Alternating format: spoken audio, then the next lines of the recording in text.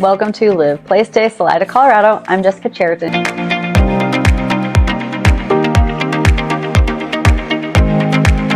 And if you're thinking about moving to Salida, you've seen the views, you've been on the river, you've ran or biked the trails, all of it looks amazing. But before you load up that moving truck, there are costs that you should probably understand. Not just mortgage and rent, those are high, yes, but I mean groceries, gas, and utilities.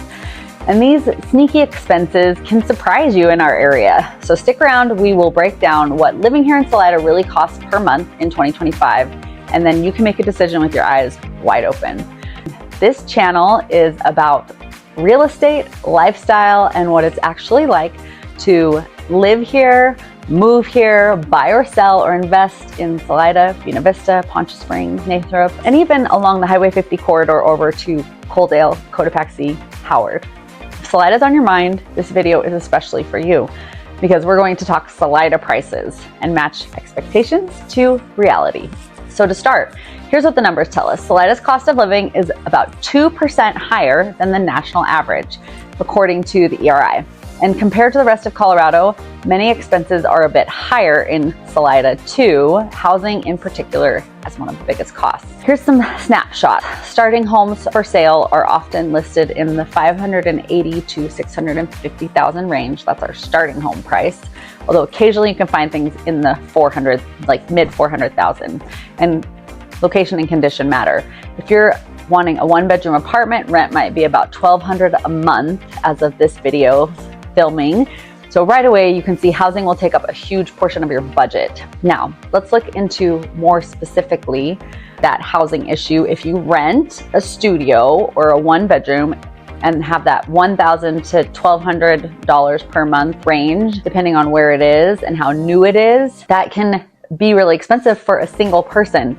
If you have more than one person, you have two bedrooms, this might be more affordable, $1,500 to $2,000 a month. 3 bedrooms is definitely going to cost you more than $2,000 a month. If you suppose you buy a medium priced home around $600,000 with 20% down, plus taxes, insurance, and your interest payments, your monthly payment will land you somewhere from like $2,500 to $3,500 a month. And owning means ongoing costs that you have to account for. So keep in mind the roof, the heating system, the plumbing and electric, like all of those become your price responsibility, right? And if you buy outside of the city limits or further out in rural areas, you might need to be thinking about well and septic system costs, snow clearing, possibly higher insurance, especially if there's fire risk. Okay, next up, regular monthly bills. We have utilities like electricity. Heating can run over $400 a month in the winter. So shoulder seasons will definitely be easy. Water, sewer, and trash might be $50 to $150 a month. And if you're on well or septic, of course, there's some variability to that. Internet and phone. Good high-speed internet is available, though in rural pockets it can cost more. A lot of people just do Starlink, which is about $100 a month. Plan for at least $60 a month, but more like $100 to $120 for a good service.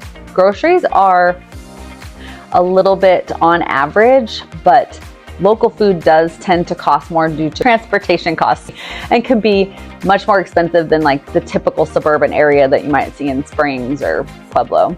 And restaurants are crazy expensive. We have some good restaurants, but it's tourist prices.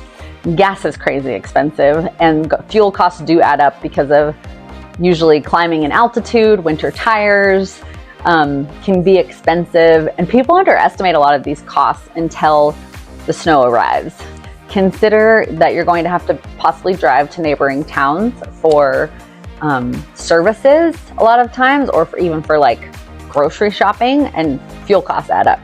Chaffee County's tax rates are moderate, but on a higher valued home, it does add up. Homeowners insurance can be expensive if you're on like steep piece of land, have a wildfire risk. And further out, rates tend to be higher because it's harder for like emergency services like the fire department to get to you. Okay, I'm gonna even break it down to vehicle registration and licensing because sometimes living out here comes with a surcharge. So you might notice on some of your things like driver registration or cell phone bill that you have these like little emergency surcharges because of where we live. There is some perks though. Most of the things to do are free, like biking, hiking, and being in the river, art walks, concerts in the park, festivals, public library, the community center, game nights. There's like bingo and trivia at local restaurants. Those are literally all free. Gym memberships, they can be expensive here. $40 a month is the lowest thing I've seen, and up to like over $100 a month at some of the other gyms. But you can do punch passes at some places, and like the yoga studios do have punch passes.